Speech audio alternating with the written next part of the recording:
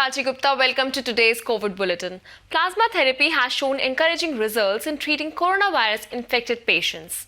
In view of this, the Delhi government has announced setting up of a plasma bank that will aid in treatment of COVID-19 patients in the national capital.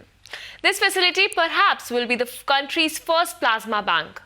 This bank has been set up at the government-run Institute of Liver and Biliary Sciences, and individuals, doctors or hospitals will have to approach the facility if a need for plasma is felt for the treatment of COVID-19 patients. Given the high number of recovered COVID patients, the government of Delhi has asked the recovered patients to come forward and donate their plasma to save lives. The plasma therapy is based on the fact that a person who has recovered from the infection has developed antibodies against the virus, and transfusion of these antibodies into other patients helps in their early recovery. The government is planning to start a helpline where the potential plasma donors can call and the officials can explain to them the whole process and convince them to donate the plasma. DST's Hyderabad-based International Advanced Research Center for Powder Metallurgy and New Materials and Meccans Industries Limited have launched two UV-based disinfection products named Safe Box and Safe Blade. These two products can be used at home and offices for disinfecting a variety of objects like mobile phones, folders, keys, helmets, belts, etc.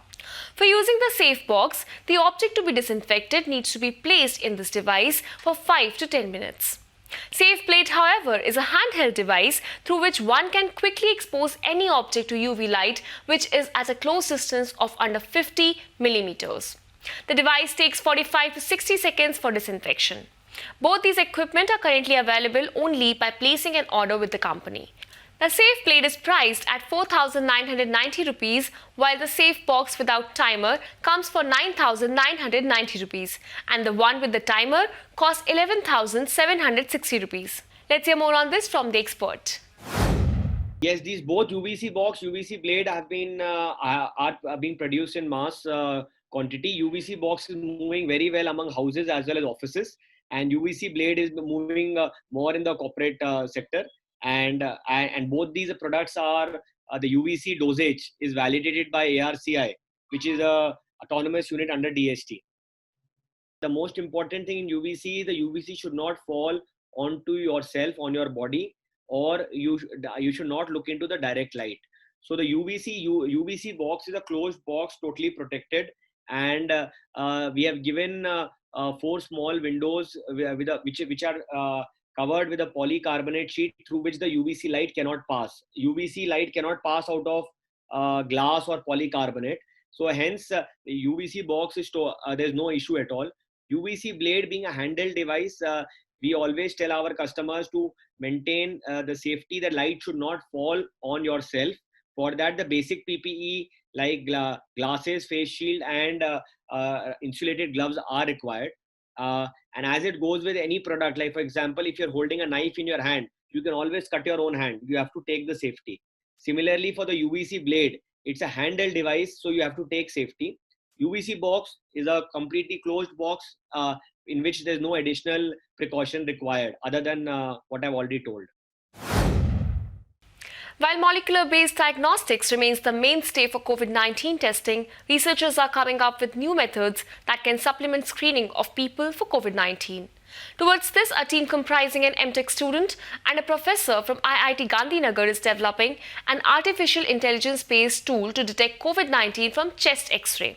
The tool has a web-based interface where any user can upload a digital copy of the chest X-ray or CT scan in standard image formats such as JPEG, PNG, etc. and check whether he or she is COVID-19 positive or not.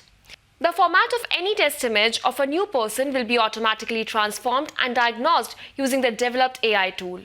IIT Gandhinagar researchers are collaborating with the Indian Institute of Public Health Gandhinagar for further testing of the AI-based tool. Let's hear more on this from the expert. Right now, it's like a preliminary diagnosis so that the clinicians can take quick actions, and also when the expert is not available in small towns and villages, you'll be able to use this tool to get some preliminary idea on whether further advice is needed. Within the data set, we check its accuracy. So when the whole data set is split into training and test data, so the test data is not seen by the algorithm until we test it. So only the training examples are provided, and we try to then check with the test data how accurate it is. So this we get more than 95%. Now what we are doing is we are going into the field testing stage, where we can take images from the hospitals, from the patients and other people who have other symptoms, and we are trying to see how specific we can get it in the field test. So this is the second stage of testing the tool. That is all for today. We will be back with another edition of COVID-19 Bulletin soon. Namaskar.